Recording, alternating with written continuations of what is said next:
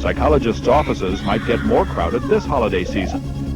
That's a PlayStation! One of those things you've been waiting for forever. Finally comes. $2.99. Do you not feel guilty that you've taken so much enjoyment of gaming away from more than 100 million people over this Christmas period? I'd be rather worried if those people didn't have anything better to do than play games on their consoles on Christmas Eve and Christmas Day. What people will do for a little entertainment system. I'm here for the PlayStation 2.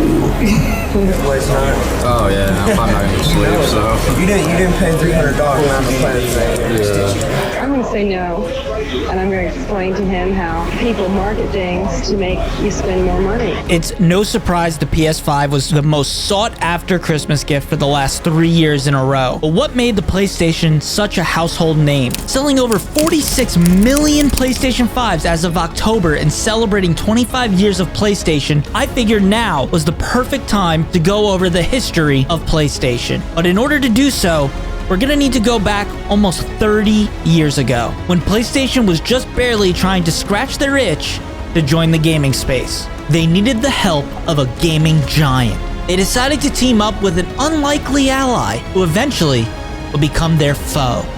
This is the complete history of PlayStation. All right, everybody, got 15 seconds here. It was really disappointing to open it up and then find out that we couldn't use it or plug it in. Let's go, 10, 9, 8, 7, 6, 5, 4, 3, 2, 1, go!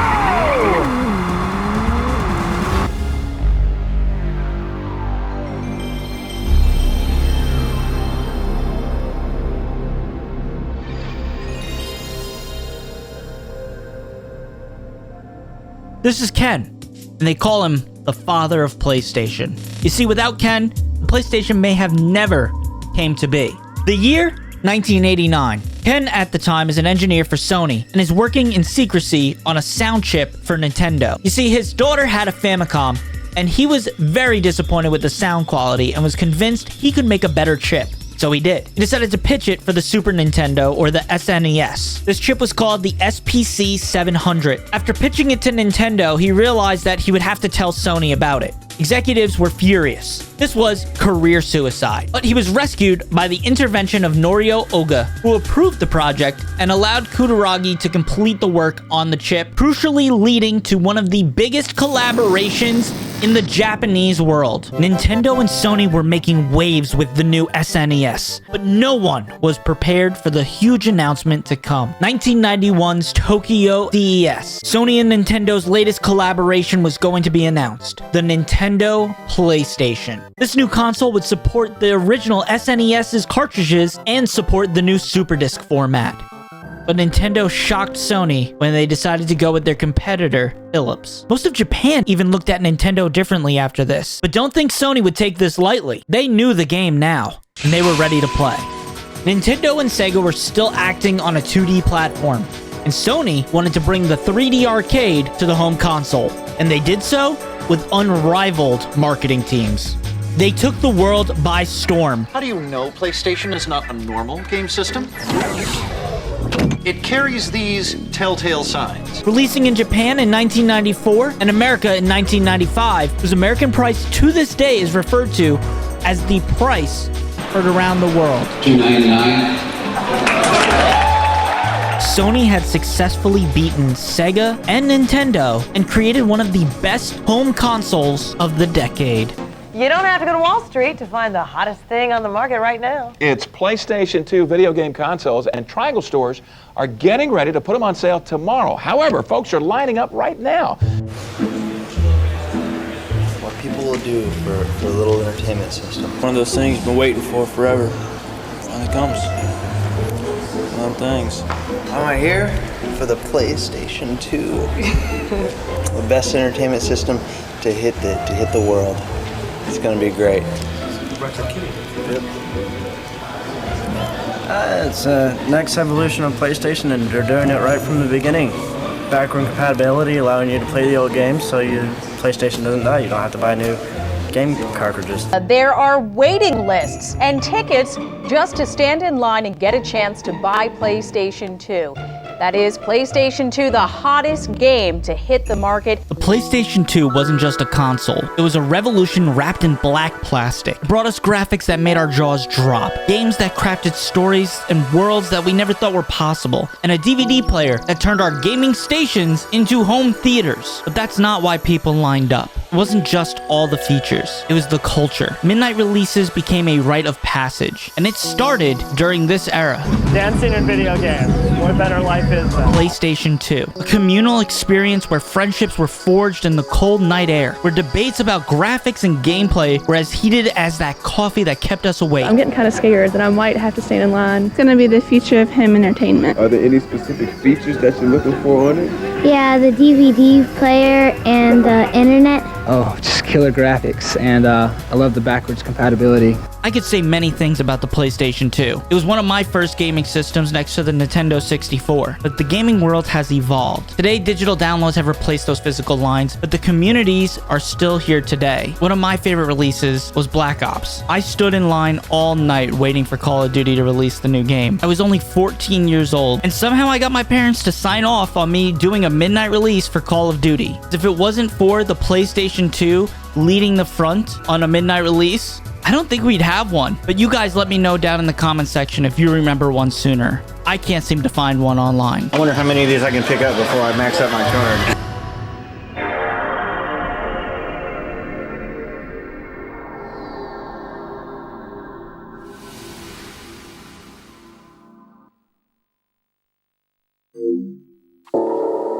Sony had won the console war yet again, but a new enemy was on the rise. An enemy that could have been an ally. Before the announcement of the PlayStation 2, another tech giant reached out to Sony to work with them on their next console. That company? Microsoft. Due to Sony's past being burnt in these collaborations, they turned Microsoft away, causing the company to take matters into their own hands, creating one of the longest standing competitions between consoles ever seen: Xbox versus PlayStation.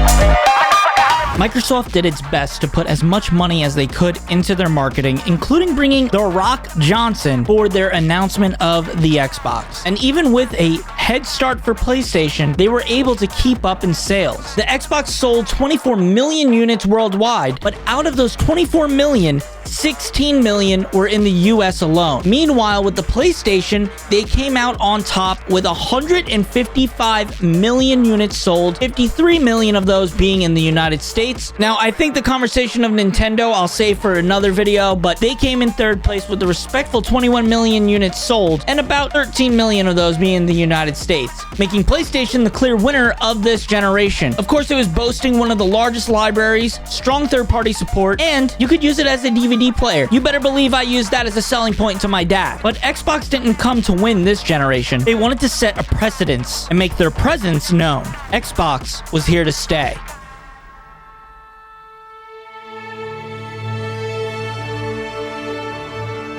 When it comes to the 7th generation of home video game consoles, the Xbox 360 was the first to release in November of 2005. PlayStation 3 did not release until the following year, November 17th, and the Wii only 2 days later on the 19th. But what set apart the Xbox 360 and the PS3 was their development times. The PlayStation 3 was using a new cell processor that was developed by Sony and cost over $4 billion. Their goal was to use this processor in all of Sony's tech from here forward. However, that never happened. The cell processor in theory sounded amazing, but in practice was horrible to execute on. The PlayStation 3 makes my life as a software developer much harder. Developers hated it, and it caused a lot of games to be only developed for Xbox 360 or have really bad ports over to the PlayStation 3. Even Sony's announcement for the PS3 was all pre-rendered visuals, and when they finally showed gameplay at E3, well, fans weren't too happy.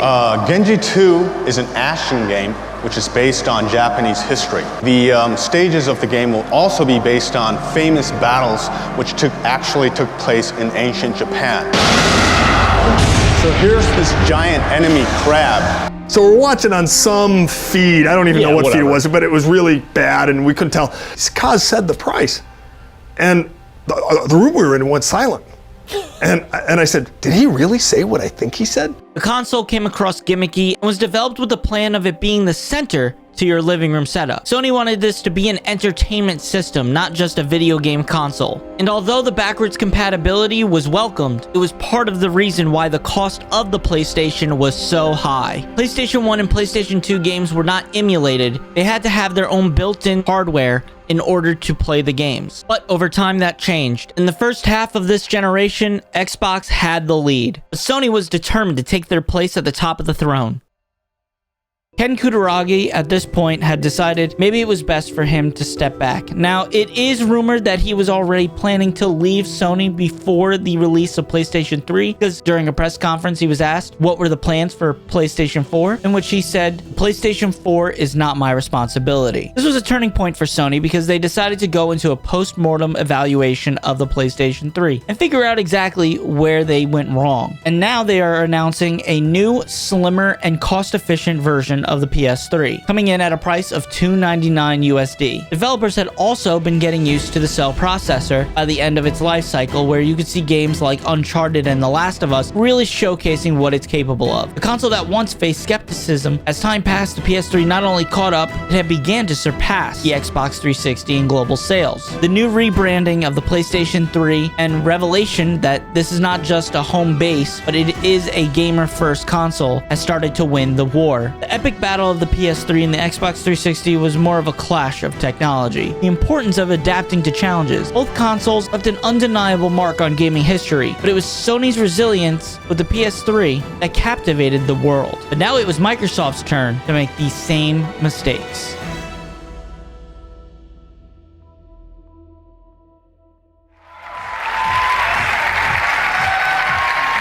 We believe we can evolve what you love to make it decidedly better and deliver breakthrough innovations. Content, home of Xbox. Entertainment. Television, TV, the next water cooler. Watch TV. Yes, that fast. Did you see how instant that was? Go to Internet Explorer.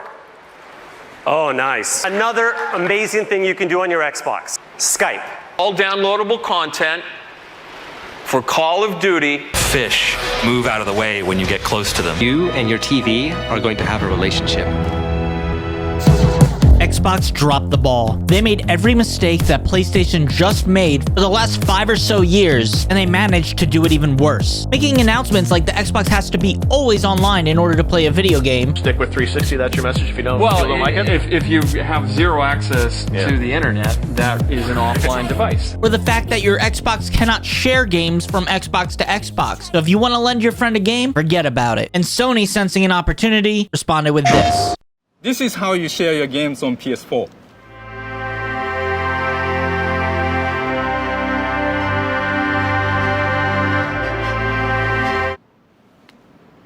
Thanks. We're equally focused on delivering what gamers want most, without imposing restrictions or devaluing their PS4 purchases. For instance, PlayStation 4 won't impose any new restrictions on the use of PS4 gamers.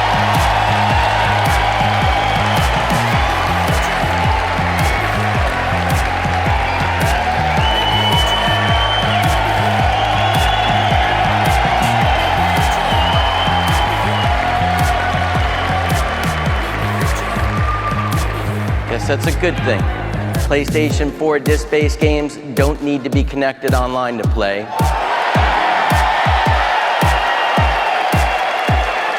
A masterstroke in marketing that not only won the hearts of gamers worldwide, but also highlighted the PS4's consumer-friendly approach, solidified the PS4's position as the forefront of the console war. I mean, seriously, when I read the blogs and thought about who's really the most impacted, there was a person who said, hey, I'm on a nuclear sub. Right. And I don't even know what it means to be on a nuclear sub, but I've got to imagine that it's not easy to get an internet connection. Now, despite the initial missteps, Microsoft attempted to recalibrate, retracting its unpopular policies and focusing on enhancing the game library and user experience. However, the damage was done. The PS4 continued to outpace the Xbox One sales and popularity, rising high on its early lead and the strength of its exclusive titles. Yet, just as the PS4 seemed invincible, an unforeseen adversary emerged. The group, calling themselves Lizard Squad, attacked Sony and Microsoft, closing down online services. Speaking to us from Finland, this man, who calls himself Ryan, says he is one of the hackers.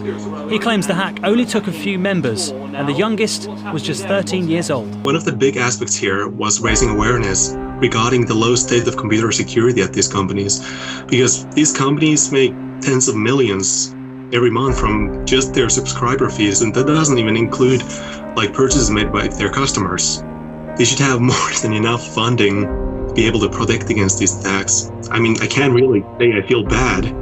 I might have forced a couple of kids to spend their time with their families instead of playing games. The hack took down systems on Christmas Day. It meant that gamers were unable to download new games or access multiplayer ones. Xbox Live was restored within 24 hours, but on the PlayStation Network, this was the error message that still greeted some gamers today. Katie brought her boyfriend a PS4 for Christmas. It's still in its box, untouched and unplayed. And this was my only present for him as well. So it was really disappointing to open it up and then find out that we couldn't use it or plug it in. Lizard Squad, a group of hackers that launched a massive attack on both PlayStation Network and Xbox Live during Christmas of 2014, disrupting millions of gamers' holiday cheer. This twist in the tale added a layer of vulnerability to both giants, reminding the world that in the digital age, even the mightiest can be humbled. In the end, the PS4 and the Xbox One saga is a testament to power and consumer trust, the importance of clear communication, and the ever-present threat of cyber warfare. While the PS4 may have won the battle, the war for gaming supremacy rages on. Xbox lost their exclusivity with Call of Duty, which was a major hit to the company. But as we'll see in this next generation, Microsoft still had one more trick up their sleeve.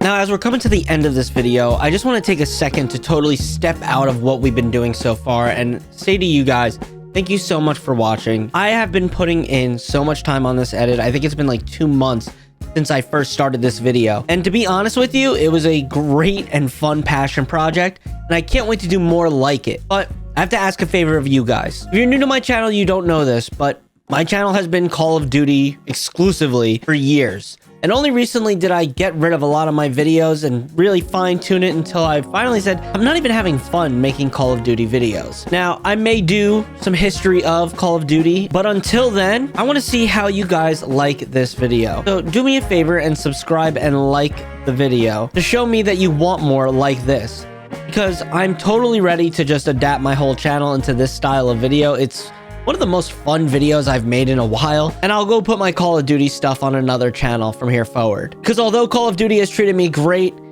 it's so taxing on my mental, and I just want to have fun making videos again. So again, if these are the type of videos that you enjoy, do me a favor, like, subscribe, and comment down below what you want to see next. I appreciate every single one of you guys who did come from my Call of Duty past, and don't worry, I'll continue to stream over on my Twitch with all the Call of Duty stuff, but I kind of want to make documentary style videos like this one. So if you're brand new and you go look at my channel, you'll see a lot of COD for now, but who knows, maybe a few months down the road, that'll change. Anyways, can't wait to see the feedback either way on this video. I love you guys. I appreciate every single one of you who came and watched this video all the way up to this point. And I don't really have a sponsor for this video, so I guess if anything, if you guys want to go buy a controller like mine, you can go to aimcontrollers.com and buy a controller like this. Let's face it, it's a beautiful PlayStation controller, and mine's got my name on it. So you can put your name on it too, so you don't misplace it. Kind of like my mom used to put my name in my underwear.